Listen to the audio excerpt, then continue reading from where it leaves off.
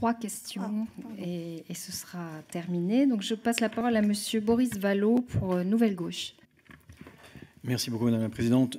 Merci, Madame la Ministre, d'abord pour l'explication extrêmement claire. Et je dois dire, pour ce qui me concerne, convaincante sur les vaccins. Je ne suis pas certain, en plus de ça, d'être à jour de tout. Donc je m'en préoccuperai à la fin de cette audition. Je voudrais d'abord, s'il vous plaît, mais je suis un grand enfant, c'est pour ça que je m'en préoccupe. Le Premier ministre, dans son discours de politique générale, avait, déplorant les inégalités de santé, avait rappelé que la prévention serait le pivot de la stratégie nationale de santé qui sera discutée à l'automne. Et or, dans le même temps, le gouvernement vient de démanteler un outil qui était un outil central, majeur de prévention, qui est le compte de prévention de la pénibilité. Et si je dis ça, je ne vous apprends rien, Madame la Ministre, puisque un récent rapport qui vous a été remis le dit, c'est l'état de santé de la population en France. Ces inégalités de santé, elles se forment principalement dans le milieu professionnel.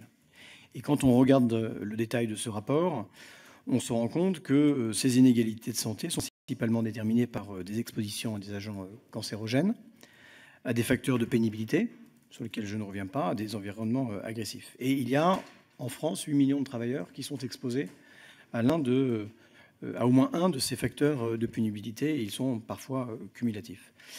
Au fond, ma question est assez simple, Madame la Ministre, c'est à quel point avez-vous été associé à la réforme du compte pénibilité, qui passe d'un système de prévention à un système qui peut se défendre de réparation, mais qui n'est pas du tout la même philosophie, même si on essaye de nous le faire croire. Dès lors, si vous y avez été associé, quels sont les arguments sanitaires qui justifient le changement de philosophie du compte pénibilité ? Quelles sont les données sur les effets sur la santé des expositions aux 4 critères de pénibilité qui ont été écartés? On ne les connaît pas. Et puis, combien de salariés ne bénéficieront plus de points de pénibilité du fait de la suppression de ces 4 critères? Voilà, il me semble que c'est un sujet qui ressort autant de la ministre de la Santé que de la ministre du Travail. C'est pour ça que je me permets de vous poser la question. Merci, Monsieur Vallaud. La parole est à Monsieur Moustapha Labid pour